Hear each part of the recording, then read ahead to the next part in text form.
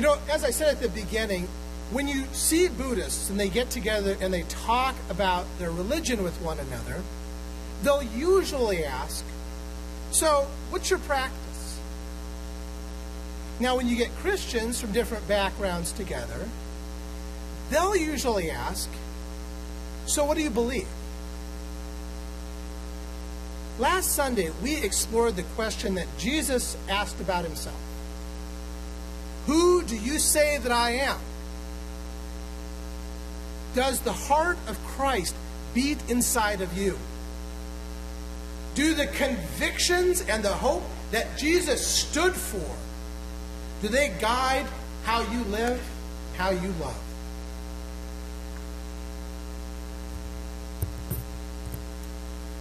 Before Christians were called Christians, Jesus' followers were called something else. Listen to this passage from the Acts of the Apostles. Meanwhile, Saul was still spewing out murderous threats against the Lord's disciples. He went to the high priest seeking letters to the synagogues in Damascus.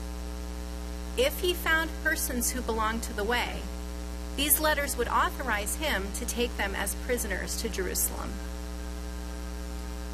God is calling.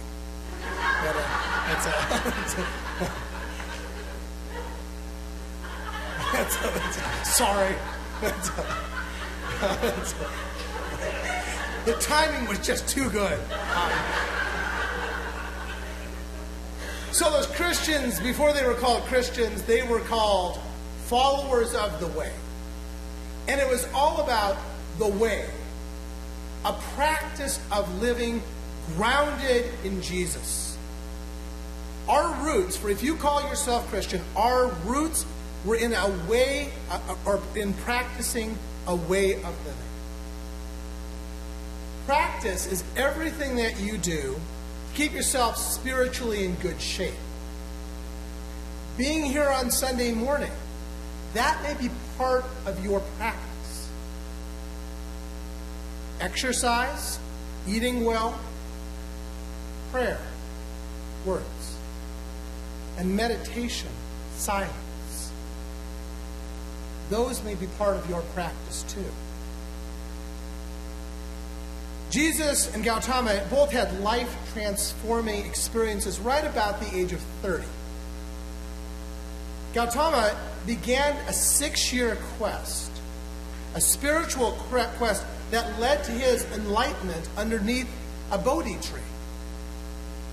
Jesus' quest begins with an encounter with his spiritual mentor, John the Baptist, and begins his powerful 3-ish, depending on which gospel you're reading, ministry that is recorded in our Gospels. Gautama was born a prince. Jesus was born a pauper. Both men were teachers of wisdom. And wisdom is more than ethics. Even though ethics are included in that, ethical teachings are definitely part of wisdom. True wisdom, wisdom with a capital W, is that moral center inside a person from which moral belief and moral behavior flow.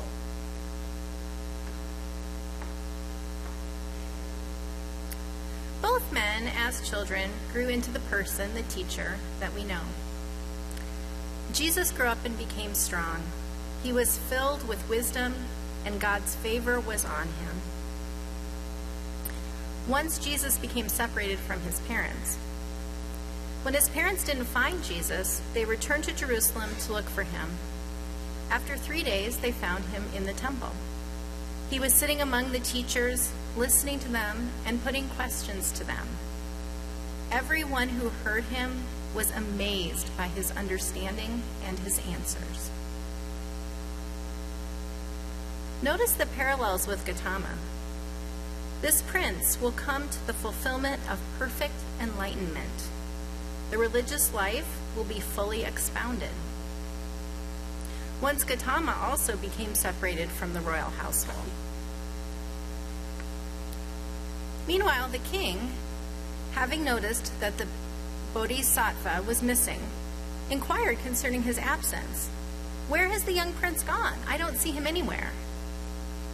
So a great crowd of people spread out in all directions to look for the prince. Shortly, one of the king's advisors caught sight of the Bodhisattva in the shade of the jambu tree, seated with his legs crossed, deep in meditation. Both Jesus and the one that would be known as Buddha develop these little glimpses that we have into their childhood. Both children grow into adulthood, continually growing spiritually and developing themselves. They build their moral center by practice. The way of a Buddhist is enshrined in the Four Noble Truths. And the fourth of those truths is known as what we call the Eightfold Path. And I put a copy of those in your bulletin today if you're interested. The way of a Christian comes from Jesus' sayings and parables, and from the example of his living and of his dying. The teachings of both men invite people into a new way of seeing.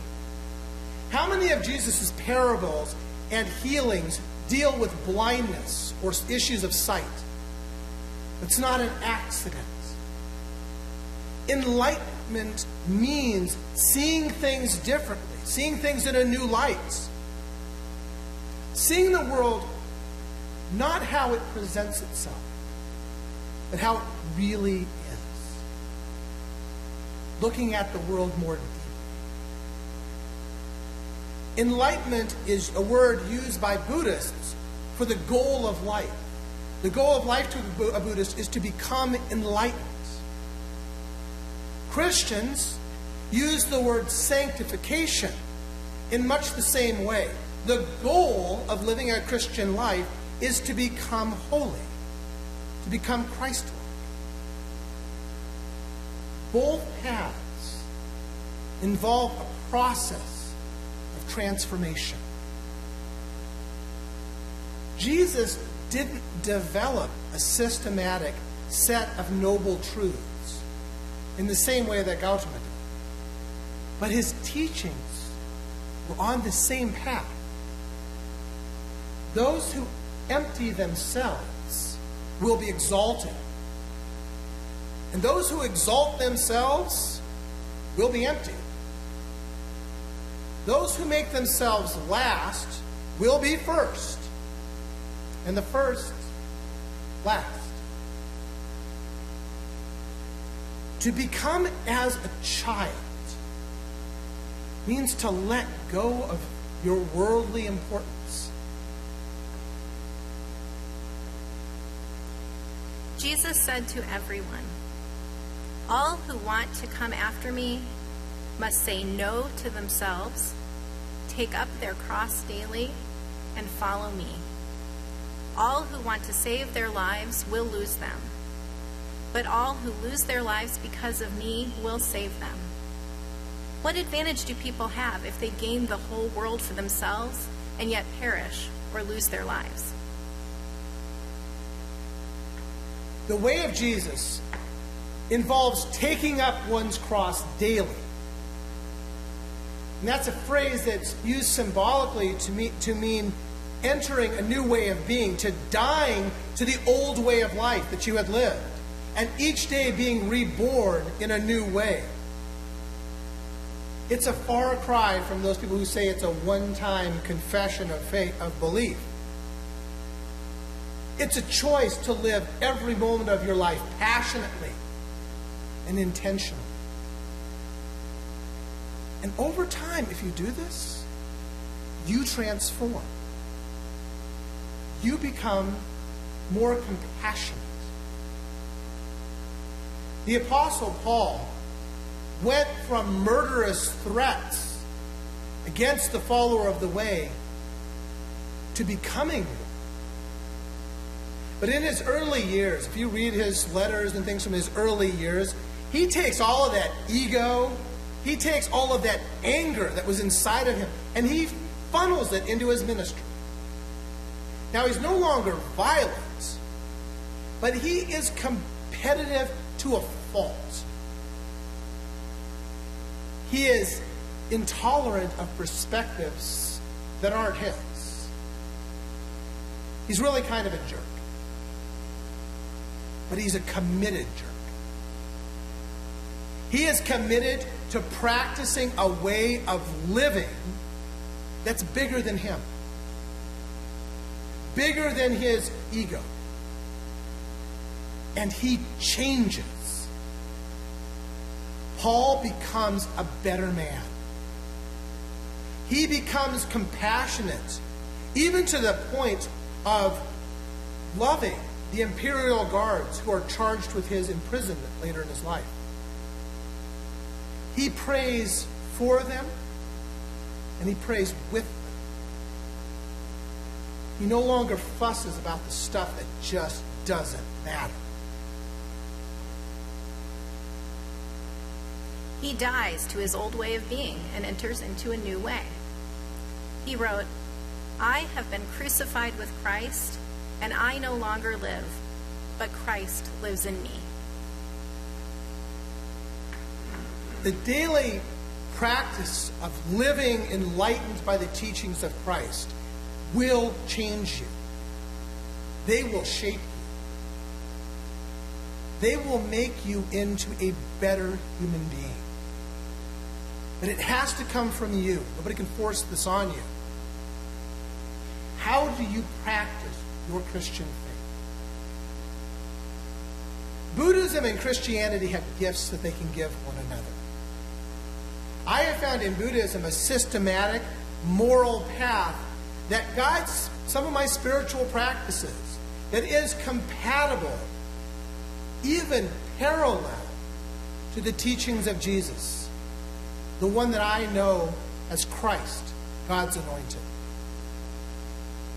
In Christianity, it has the gift of a social conscience. In addition to being a teacher of deep wisdom, Jesus was a social prophet. Christians challenge systems of injustice and challenge oppression. And they proclaim a vision for a better world. Christianity is more than just inwardly focused on the development of the soul and the moral center. It has a social vision, a vision that challenges this world and its ego-driven politics and its illusions of power. And if you're honest about it, it's probably the reason that Jesus was killed after only a few years. But Gautama lived and taught for nearly 50 years.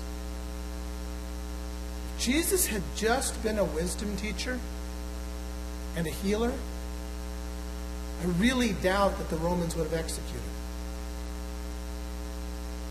If Christians were just called to practice a way of living that transforms us into more compassionate people, I doubt that the Apostle Paul would have been executed either.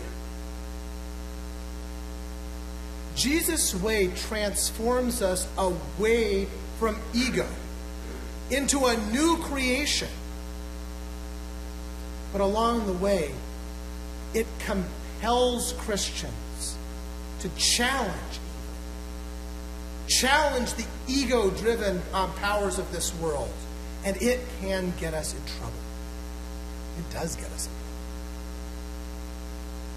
The Apostle Paul was killed for the challenge he presented in the name of love. Because he knew love never dies. You can't kill love. Paul grew into a better man. And near the end of his life, he wrote a letter which is now one of my favorite in the Bible. His letter to the Philippians. Toward the end of the letter, he wrote these words. It's not that I have already reached this goal or have been perfected, but I pursue it so that I may grab hold of it, because Christ grabbed hold of me for just this purpose. Brothers and sisters, I myself don't think I've reached it, but I do this one thing. I forget about the things behind me, and I reach out for the things ahead of me. The goal I pursue is the prize of God's upward call in Christ Jesus. So all of us who are spiritually mature should think in this way.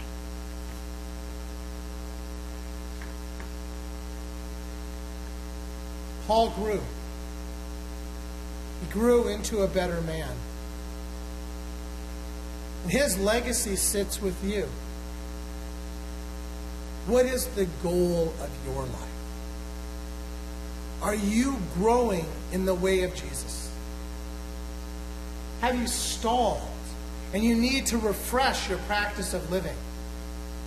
What I offer to you today is this: the moral, the life-changing wisdom teachings that can transform this world. This coming year, you'll get your input on our sermon series, but we are going to do a sermon series on the parables of Jesus, the deep teachings, those seemingly simple but deep and complex teachings of power. I invite you to engage their ethics and their meaning daily in your practice, in how you live. And I invite you to allow God's Spirit to melt you and mold you into a better human being. Will you stand with me now as we sing together, Spirit of the living God?